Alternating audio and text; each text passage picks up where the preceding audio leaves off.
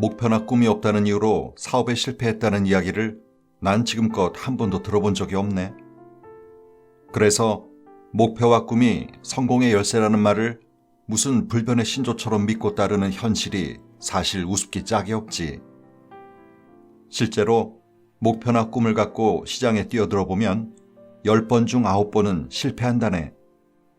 이 비결치고는 참 어설픈 비결이지. 그렇지 않은가? 책 읽는 다락방의 제이입니다. 사업을 하든 직장을 다니든 우리는 성공을 위해 나름 많은 계획과 목표를 세웁니다. 하지만 돌이켜보면 세상은 계획대로 이루어지기보다는 우연치 않은 어떤 일의 결과로 이루어질 때가 많죠. 그래도 사람들은 이제까지의 실패 틀에서 벗어나겠다는 일념으로 자꾸 새로운 목표를 정합니다. 하지만 오늘의 목표는 내일의 틀이 되고 굴레가 될 뿐이고, 또 이런 악순환을 반복하다 보면 내가 정한 목표에 내가 질식할 때도 있습니다. 오늘은 일과 목표에 대한 고정관념으로 지치고 활기를 잃어버린 사람들에게 새로운 시각과 방향 제시를 해주고 있는 책 한 권을 소개해드릴까 하는데요. 자네, 일은 재미있나? 라는 책입니다. 이 책의 저자인 데일 도튼이 35살 회사원이던 시절 갑작스런 눈보라로 공항에서 발이 묶였을 때 우연히 만난 노인장으로부터 듣게 된 인생 이야기를 책으로 옮겼는데요. 그 노인의 이름이 맥스 엘모어입니다. 그래서 이 책의 원 제목은 The Max Strategy인데요. 저자가 그 노인과 만나는 순간 노인이 처음 물어본 말이 이 책의 한글 번역본 제목인 자네, 일은 재미있나? 였습니다. 이 얘기의 시작은 이렇습니다. 공항 터미널에서 아이들과 뛰놀고 있던 노인이 데일 옆에 앉아 땀을 닦으며 썰렁한 농담으로 말을 걸기 시작했고, 얼떨결에 그 둘의 대화는 진행됩니다. 전혀 모르는 낯선 사람에게 자신의 비밀을 털어놓고 싶은 심리를 두고 기차에서 만난 이방인 현상이라고 하죠. 데일은 노인의 질문에 답을 하면서 자신의 처지를 고백하게 되고, 맥스는 그와의 문답을 진행하면서 그의 생각에서 문제점을 찾아주고 새로운 방향을 제시해 줍니다. 오늘은 이 책 가운데 저자인 데일의 첫 사업의 실패에 대한 이야기와 함께 그 실패의 원인이 무엇이었는지, 그리고 이 시대를 살아나가기 위해 어떤 시각이 필요한지에 대해 맥스의 이야기를 중심으로 부분 발췌하여 소개해드릴까 합니다.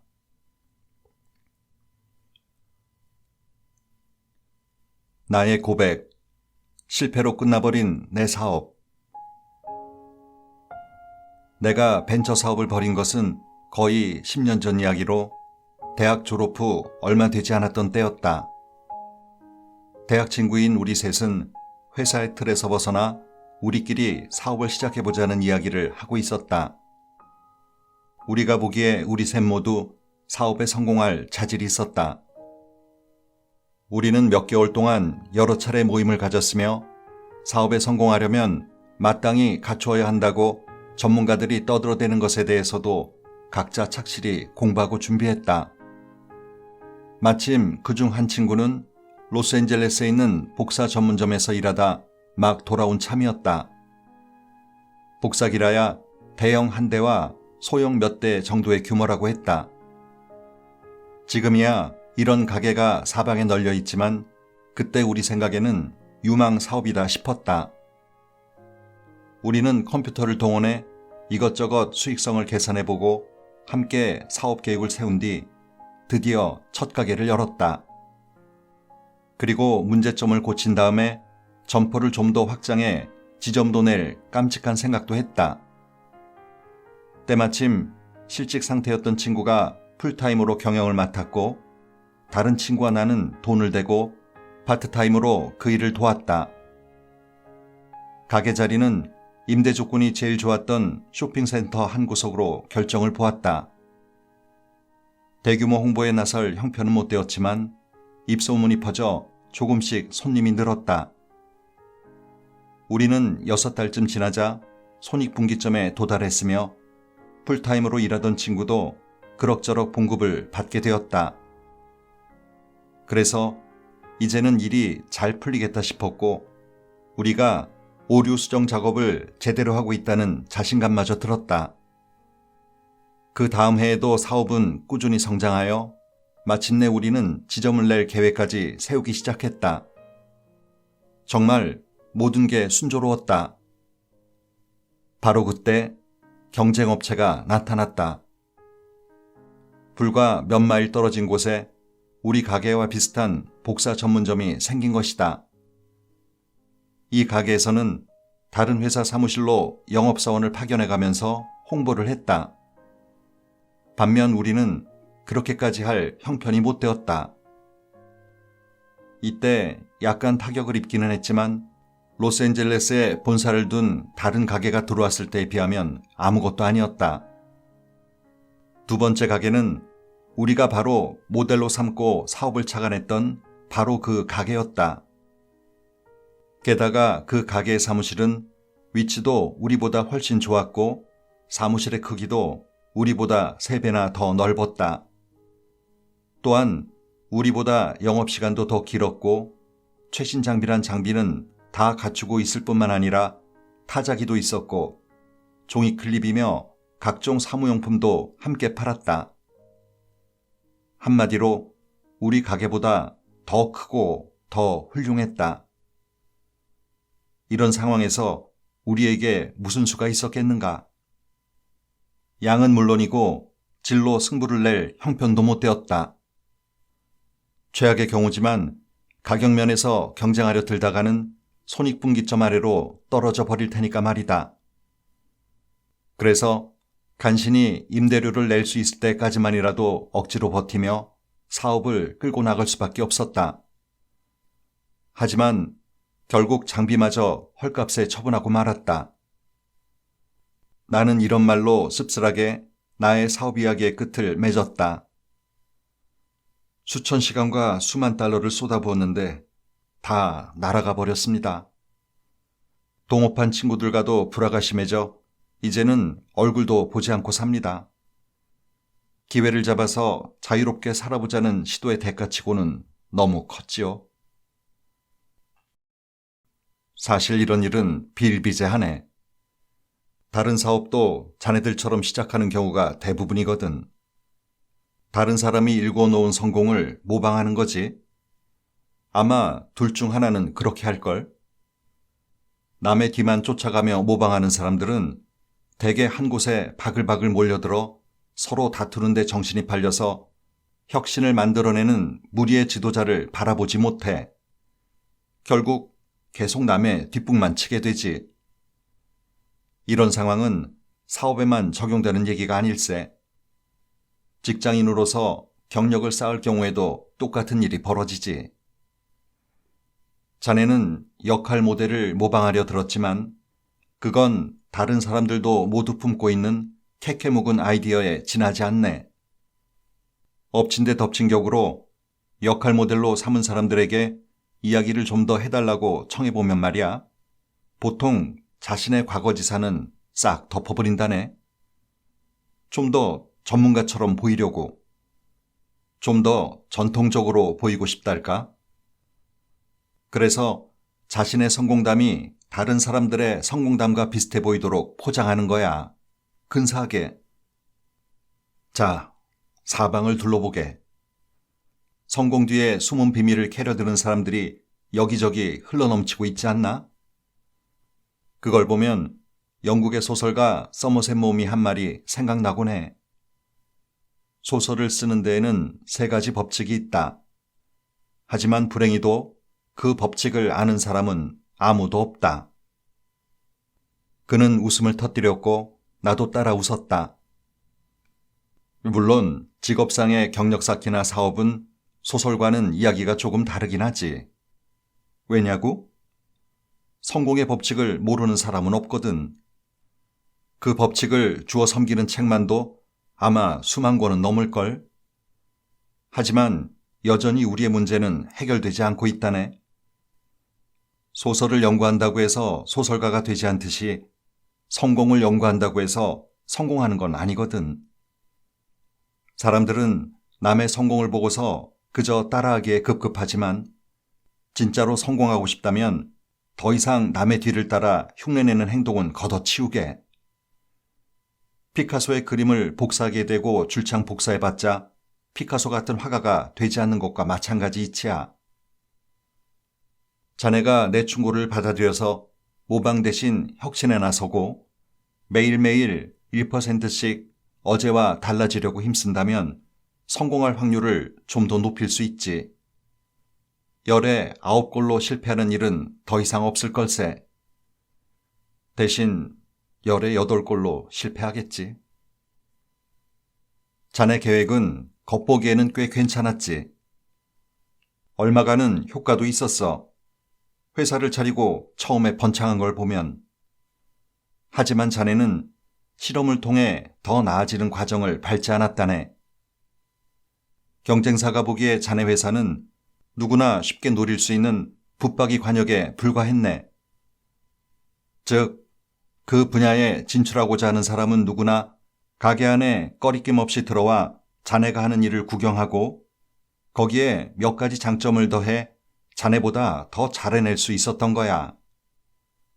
자네 운명은 이미 처음부터 결정되어 버린 셈이었지. 그리고 그는 아직까지도 내 머릿속에서 맴도는 문장을 부드럽게 입 밖에 내었다.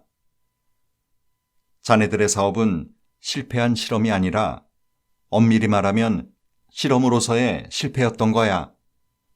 즉, 애초부터 실험이란 개념이 빠져 있었지. 그러면서 그는 좀 더 자세한 설명을 덧붙였다. 자네와 자네 동업자 친구들은 아담하고 완벽한 복사 전문점을 꿈꾸었지. 자네의 목표는 개업을 한 다음에 사업을 완벽하게 가다듬는 것이었어. 그런 생각이 항상 큰 실수를 불러일으킨다네. 완벽함을 뛰어넘어 그 이상을 추구하라. 맥스는 플루트를 연주회용 악기로 새롭게 부각시킨 세계 정상급 플루트 연주자인 장 피에르 랑팔이 가르치는 마스터 과정을 들은 적이 있다고 했다. 각 나라에서 최고가는 젊은 플루트 연주자들이 그 대가에게 연주를 들려주기 위해 한자리에 모였다. 한 명이 연주를 끝낼 때마다 랑팔은 자신의 황금 플루트를 집어들고 이렇게 말했다. 이런 식으로 해보면 어떨까요? 그리고는 한 악절을 다시 연주해 보였다. 둘 다 아름다운 연주이기는 했지만 매우 다르게 들리는 경우가 많았다. 나중에 맥스는 랑팔에게 작곡가의 작품을 재해석하는 방법에 대해 물어봤더니 랑팔의 대답은 이랬다. 밤에 가끔 밖에 나가 한 악절을 완벽하게 연주할 때가 있습니다. 그리고 다음날 밤에도 나가서 똑같은 악절을 완벽 그 이상으로 연주하지요. 완벽 그 이상이라니. 논리적으로는 말이 안 되지만 그럼에도 불구하고 그 말을 듣는 순간 내게는 그 뜻이 분명히 전해져 왔다. 그 말은 완벽함에 대해 그동안 내가 생각해왔던 것을 완전히 바꿔 놓았다. 완벽한 것으로는 충분치 않다. 아직도 실험을 계속해야 하는 것이다. 맥스는 다른 말을 덧붙였는데 그 말 역시 내 마음속에 확 파고들었다. 일단 무엇인가가 완벽하다고 생각해버리면 그때부터는 경쟁자에게 먹히기를 기다리며 가만히 앉아있는 꼴이지. 따라서 완벽은 곧 쇠퇴의 첫 단계인 셈이야. 현실에서 계획이란 어그러져 버리는 경우가 대부분이라고 이미 말하지 않았나? 내가 자네에게 가르쳐주고 싶은 건 설령 아이디어가 제대로 실현되지 않는 경우가 대부분이라 하더라도 그 실험만큼은, 그 시도만큼은 효과가 있다는 거야. 자네 이걸 알고 있나? 무언가를 시도해 보았는데 형편없는 것으로 밝혀졌다 손 치더라도 맨 처음에 원점으로 되돌아가는 일은 절대 없다는 사실. 왜냐하면 그 경험에서 반드시 무언가 교훈을 얻기 때문이지. 최악의 경우 얻는 것이 아무것도 없다 하더라도 최소한 전에 하던 일에 대해 생각해보는 기회 정도는 갖게 되지. 그래서 나는 실험에 실패란 없다란 말이 맞는 말이라고 믿는다네. 능력 과잉 시대를 살아가려면. 맥스는 그동안 걸으면서 했던 얘기를 한데 묶어 정리하기 시작했다. 우리는 모두 평균 이상이 되고 싶어 하고 또 그렇게 되기를 기대하지. 하지만 눈앞에는 과잉 생산이 우리를 억누르고 치열한 경쟁이 우리를 숨막히게 한다네. 주위를 둘러보면 능력이 있는데도 보잘것없는 일에 종사하면서 시들어가는 사람들이 부지기수야. 결국 그들을 보면서 자네 역시 시도해봤자 아무 소용없겠다는 결론에 도달하게 된다네. 요즘 세상에서 성공하려면 기적 혹은 마법 같은 것이 있어야 한다는 사실을 깨닫게 된단 말씀이야. 내가 성공의 비결을 깨달았던 순간에 대한 이야기를 하나 해줄까? 기자 시절에 내가 기사를 쓴 인물 중에는 월트 디즈니도 있었지. 월트 아저씨라고 불리는 걸 좋아했던 그는 정말 머리가 팽팽 잘 돌아가는 양반이었지. 한 번은 누가 그에게 그런 엄청난 성공의 비결이 무엇이냐고 물었더니 그가 이렇게 대답했다네. 나중에 그 일을 하는 모습을 다시 보려고 사람들이 기꺼이 돈을 낼 정도로 어떤 일을 훌륭하게 해내면 된다. 디즈니가 만든 영화며 놀이공원에 이 신조가 얼마나 잘 어울리는지는 자네도 잘 알 거야. 하지만 월트 아저씨는 실제로 어떻게 그런 일을 해낼 수 있었을까? 나중에도 다시 올 정도로 사람들을 매료시키고 즐겁게 만들어준 비결이 대체 무엇이었을까? 자넨 그게 무엇이라고 생각하나? 수십 년 전 디즈니에서 만든 백설공주를 보러 내 아이를 데리고 극장에 갔을 때 난 이런 의문을 품고 있었지. 중간에 백설공주가 우물 옆에 서 있는 장면이 나오더라고. 공주는 비둘기 한 무리더러 그 우물이 소원을 비는 우물이라고 말했지. 그리고 공주가 직접 소원을 빌어 보이는데 대충 이런 말이었던 것 같네. 왕자님이 다시 돌아와주면 좋겠어. 그 순간 관객은 우물 밑바닥에서 잡은 공주의 얼굴을 보는 거야. 바로 물을 통해서 말이야. 물방울이 우물 안으로 떨어져 밖으로 퍼져나가는 파문을 일으키면서 수면에 어른거리는 공주의 얼굴을 보는 거지. 자, 물에 반사되어 어른거리고 동심원을 그리면서 퍼져나가는 얼굴을 그림으로 그린다고 상상해 보게나. 특히 3D 애니메이션이 나오기 아주 오래전에 그게 어떤 작업이었을지 한번 생각해 보란 말이야. 월트 디즈니가 미술가들더러 긴 작업 시간을 이 작은 장면 하나에 쏟아붓도록 지시한 이유가 과연 무엇이었을까? 제작팀 중에 MBA 자격증이 있는 사람이 있었다면 아마 이렇게 말했을지도 모르지. 정신 나갔습니까? 물 어쩌고 하는 장면은 삭제해버리세요. 그래도 줄거리에는 아무 상관이 없지 않습니까? 그 MBA 출신과 월트 디즈니가 오늘날 이야기를 나눈다면 그 MBA 양반이 이렇게 덧붙였을지도 몰라. 그 문제는 젖혀두고라도 난쟁이는 왜 7이나 필요합니까? 6이면 안 되는 이유라도 있습니까? 하지만 월트 아저씨는 MBA 교육을 받은 사람이 아니라 예술가였지. 그래서 그 우물 장면은 그대로 삽입되었어. 왜 그랬을까? 전에 시도해 본 적이 없는 새로운 시도였기 때문이지. 어려운 작업이었기 때문이야. 월트 아저씨는 자랑 삼아 보여주고 싶었던 거지.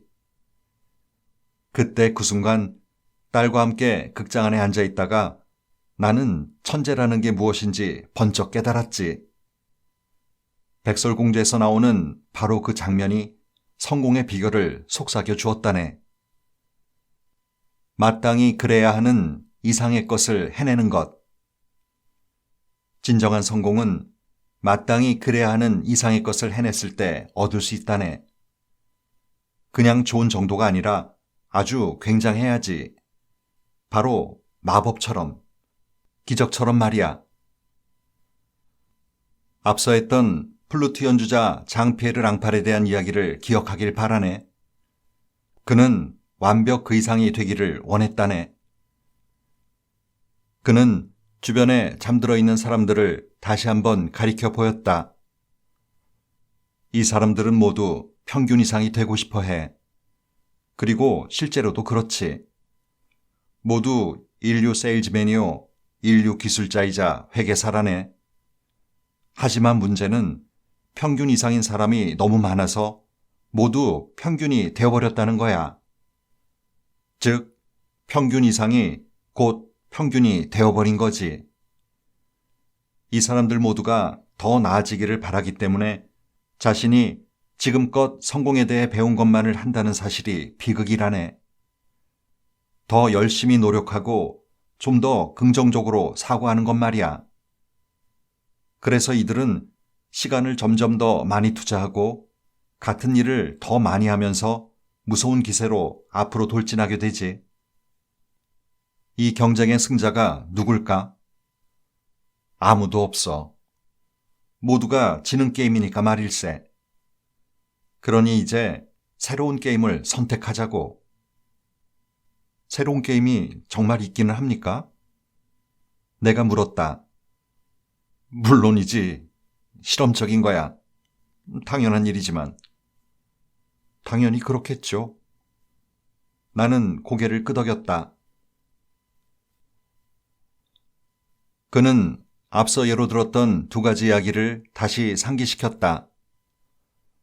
코카콜라와 리바이스 청바지. 이 둘은 사상 최고의 신제품 기한이었는데 우주가 존 펜버턴과 리바이 스트라우스에게 선물로 준 거라네. 그냥 줬다 이 말씀이야. 맞아요. 참 운 좋은 사람들이죠. 만약 우주가 진짜 끝내주는 아이디어 하나를 자네에게 선물한다면 자네는 그것을 받을 자격이 있다고 생각하나? 그 말을 듣는 순간 난 그만 가슴 찔리는 통증을 느꼈다. 내가 과연 그 큰 선물을 온전히 받아낼 수 있을까? 잠시 자네가 애틀란타에 사는 약제사 존 펜버턴이라고 상상해 보게나. 가게 뒷방에 들어가는데 점원 녀석 둘이서 자네가 개발 중인 약을 꺼내놓고 재미삼아 마시고 있는 거야. 이 자네라면 어떻게 하겠나? 솔직히 말해보게. 어떻게 했을 것 같나? 나는 아마도 화가 머리끝까지 치밀어 그 자리에서 둘을 해고해버렸을 거라고 솔직히 털어놓았다. 나의 대답이 끝나기가 무섭게 그는 또 나 자신을 리바이 스트라우스의 입장이라 상상해보라고 했다. 오랜 배 여행 끝에 막 샌프란시스코에 내려서 소지품은 물론이요, 텐트용 캔버스천 두루마리까지 무겁게 짊어지고 가는 참이며 머릿속에는 얼른 노다지를 캐러 가야겠다는 생각만이 가득하다고 말이다. 그런데 잠재 고객 한 명이 다가와서 이렇게 묻는다고 하자. 바지는 안 파쇼? 나라면 과연 어떻게 했겠는가? 다시 한번 나는 솔직해질 수밖에 없었다. 틀림없이 짜증을 내며 이렇게 말했으리라. 여기 바지가 어디 있다고? 당신 장님이야? 텐트용 캔버스 천밖에 없어요. 그제야 나는 사상 최고의 신제품 기한 두 가지가 바로 내 옆을 스쳐 지나가도 내가 어떻게 멍청하게 놓칠지를 깨달았다. 맥스가 다시 말을 계속했다. 아마 자네가 지금껏 그냥 흘려보낸 끝내주는 아이디어만 해도 10가지는 넘을 걸세. 물론 마음을 열기란 쉽지가 않지. 이 사실 우리 문화는 일편단심만 좋아하거든. 또 우리는 실수를 저지를까봐 지나치게 겁을 집어먹은 탓에 실수가 바로 우주가 우리 인간에게 주는 선물이라는 사실을 깨닫지 못해. 그 얘기 끝에 맥스는 돈 쿠퍼 박사라는 사람에 대한 이야기를 읽어본 적이 있는데 그의 경험담에 흥미를 느낀 나머지 직접 이야기를 듣고 뭔가를 배울 작정으로 오클라호마까지 찾아갔다고 했다. 한마디로 멋지게 성공한 인물이었다. 그러나 한편으로 그는 심폐기능 소생법을 발명할 기회가 있었지만 놓쳐버린 사람이기도 했다. 맥스는 쿠퍼의 이야기를 다음과 같이 들려주었다. 1950년대에 돈 쿠퍼는 캔자스 시티에 있는 한 병원에서 인턴으로 일하고 있었다네. 어느 날 한 남자가 병원에 들어와서는 온갖 통증을 호소했지. 신차민 쿠퍼는 자기에게 떨어진 이 세 환자를 진찰하려고 하는데 그 남자가 바로 화를 내면서 비협조적으로 굴더라는 거야. 그래서 그는 그를 정신과 의사가 필요한 환자라고 판단했어. 그래서 전문의에게 상의한 결과 환자에게 안정제를 주사한 뒤 정신과 병동으로 옮기라는 지시를 받았지. 실랑이를 벌이면서 정맥주사까지는 간신히 놓았는데 환자가 신차민 그를 믿지 않으면서 점점 더 비협조적이 되었지. 그 다음 단계는 정맥주사를 통해 안정제를 주사하는 것이었어. 한꺼번에 주사해버리면 치명적일 수도 있기 때문에 아주 조심해서 해야 하는 작업이었지. 근데 그 신차민턴이 주사를 막 놓기 시작할 무렵 환자가 자리를 박차고 일어서더니 나가려고 하지 않겠나. 그래서 환자와 엎치락 뒤치락 하는 와중에 그만 쿠퍼는 안정제를 한꺼번에 주사해주고 말았어. 그러자 환자는 벌렁 나자빠지더니 그만 죽어버렸지. 신참은 공포에 질려서 환자의 가슴에 귀를 갖다 대었지. 하지만 아무 소리도 들을 수 없었어. 심장 박동이 전혀 없었던 거지. 한번 멈춘 심장을 다시 뛰게 만드는 방법이 아직 없었던 시절이었지. 다시 말해 신참내기였던 쿠퍼는 자기가 맡은 첫 환자 중 하나를 방금 죽였던 거야. 쿠퍼는 탁자 위에 죽은 채 누워있는 환자를 보니 감정이 마구 북받쳤어. 환자가 죽어버렸으니 의사로서의 경력도 이제는 끝장이다 싶었겠지. 오랫동안의 고생이 물거품이 된 거야. 그래서 절망과 분노에 사로잡힌 쿠퍼는 남자를 한 대 때렸는데 하필이면 가슴 부위, 그러니까 고동을 멈춰버린 심장 바로 위를 주먹으로 가격한 거야. 그랬는데 갑자기 그 죽은 남자가 기침을 하기 시작했어. 혼비백산한 쿠퍼는 다시 한번 남자의 가슴에 귀를 갖다 대었지. 심장 박동이 들렸어. 불규칙했지만 어쨌든 뛰더라는 거야. 그래서 다시 한 번 더 때려보았더니 환자의 심박 박동이 정상으로 돌아오더라나. 재미있는 이야기지.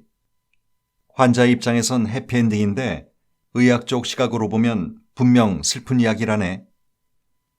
혹시라도 자신의 경험담을 의학 전문지에 실었던 적이 있느냐고 물었더니 쿠퍼의 대답은 이랬네. 아니, 절 놀리시는 겁니까? 난 사람을 죽였어요. 아무도 모르게 덮어두고 싶은 일이었죠. 30년이 지나니까 이제 겨우 이야기라도 꺼낼 수 있게 되었습니다. 쿠퍼가 혼비백산했던 사건이 있고 나서 거의 10년이 지나서야 다른 누군가가 CPR을 재발견해 표준적인 치료법으로 삼게 되었지.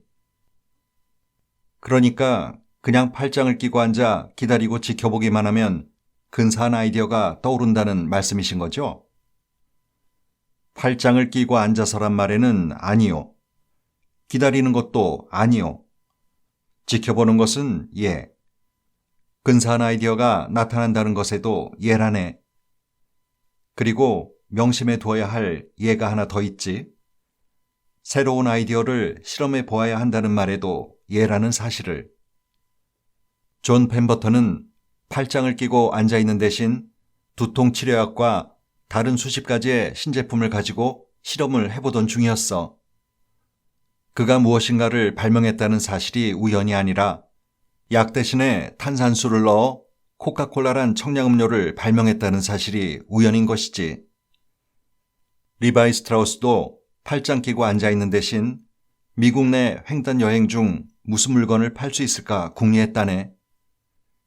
이 두 사람을 쿠퍼와 비교해보게. 쿠퍼는 근사한 아이디어가 말 그대로 자기 앞에서 꿈틀거리는 것을 보았지만 그 정체를 깨닫고 실험에 보려드는 열의가 없었다네. 실수가 두려워 벌벌 떨기만 했지. 그의 이야기를 들으며 나는 다시 한번 용기를 내어 선언하듯 말했다. 그럼 이게 바로 결론이겠네요. 좋은 아이디어는 어디서 나타날지 알 수 없으므로 무엇이든 자꾸 실험해 봐야 한다. 하지만 뭔가 미심쩍은 나는 이렇게 말을 꺼냈다. 귀찮게 해드리고 싶은 마음은 없습니다만 이 이야기를 제 삶에 어떻게 적용된다는 말씀이신지요? 저는 한낱 회사원에 불과한데요. 남들이 다 하는 소리를 자네도 하는구만. 나 말고 다른 사람들에겐 쉽겠지. 물론 그런 사람들은 시간적 여유가 많을 거야. 맞아. 그런 사람들이라면 돈도 있었을 테고 그런 사람들이니 당연히 연줄도 있었겠지. 하지만 그건 아닐세. 그들은 뒤늦게 남들이 문제를 모두 해결한 뒤에 꾀를 내는 바보들일 뿐이야. 사실 문제가 모두 해결된 후 그것을 바라보면 혁신이란 게 참 쉽고 간단해 보이지. 무슨 말인지 예를 하나 들어봄세. 샌프란시스코에 있는 어떤 남성복 전문점을 예로 들어보자고. 그 가게는 계속 사업이 안 되는 바람에 결국 적자가 나는 지경까지 이르렀다네. 자네는 회사원 입장에서 자네 자신의 처지가 형편없다 생각하지만 일주일에 60시간이나 뼈 빠지게 일하고도 적자를 본다고 한번 상상해 보게나. 일하게 해주는 대가로 회사에 돈을 바친다는 소리와 뭐가 다르겠는가? 그 가게 주인은 하다 지쳐서 이젠 손을 뗄 마음의 준비를 했네. 하지만 그 전에 마지막으로 누군가에게 상담을 해보기로 마음먹었지. 데이비드 윙이라고. 그는 나와 친분이 있는 꽤 유명한 소규모 사업 상담 전문가라네. 그 가게 주인은 거액을 투자할 수 있는 형편은 아니었지만 그래도 어떤 가능성이 아주 조금은 있지 않을까 기대한 거지. 그런데 이 데이빗 윙이라는 사람은 가게에 들어와서 잠깐 둘러보고 난 뒤 주인에게 이렇게 하라고 충고했단 말씀이야. 첫째, 가게 안의 물건은 전부 위치를 바꿔라. 둘째, 아침 10시가 아니라 7시 10분에 개점하라. 셋째, 커다란 수족관을 들여놓아라. 자네 생각에는 이 사람이 돌았구나 싶겠지? 하지만 그가 내세운 논리 뒤에는 분명한 근거가 있었다네. 가게 앞에는 지나다니는 행인이 무척 많았어. 그러니 가게 안에 수족관을 갖다 놓으면 그것이 지나가는 사람들의 눈길을 잡아 끌겠지. 그런데 왜 하필이면 수족관이었을까?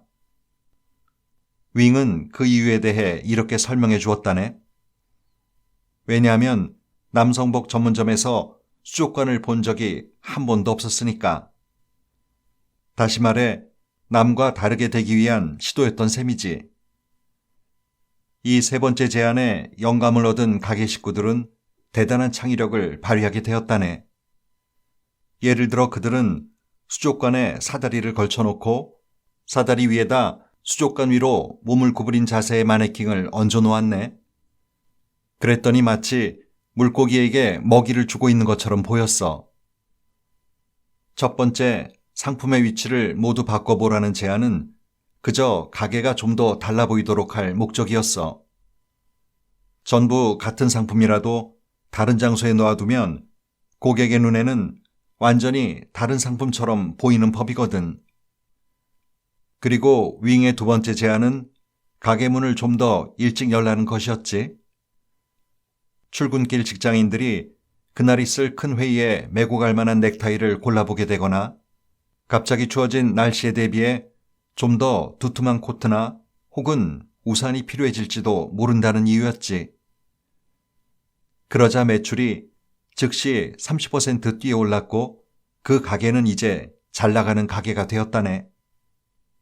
왜 일생에 단 한 번 있을 기회, 즉 코카콜라나 리바이스 청바지와 같이 끝내주는 아이디어만 마냥 죽치고 앉아서 기다리고만 있어야 할까? 만약 자네가 아이디어가 떠오르기를 앉아서 기다리기만 한다면 좋은 아이디어가 떠오르는 경험을 아예 하지 못하는 것은 물론이고 앞으로도 혁신을 일으킬 기회를 수십 번 이상 놓쳐버리게 될 걸세. 에디슨처럼 인생을 실험하게. 바꿀 수 있는 건 전부 바꿔보게. 사람들이 자네가 바뀌고 있다는 사실을 알아차릴 만큼 충분히 확 바꿔버리게. 사람들의 호기심을 발동시켜야 돼. 실험을 좋아하는 사람이라는 평판을 들으면 사람들이 자기가 발견한 아이디어를 들고 제발로 자네를 찾아올 걸세. 정작 우리의 삶을 바꾸는 건 실천하기 어렵거나 먼 장래의 크고 멋진 목표가 아니라 실천 가능한 작은 변화일 겁니다. 그저 내일은 오늘과 좀 더 다른 내가 되자. 이 정도는 한번 시도해 볼 만하지 않을까요? 하루 1% 또는 한 가지씩의 변화만 지속적으로 할 수 있다면 성공할 확률은 그만큼 더 높아질 겁니다. 오늘도 좋은 하루 보내세요.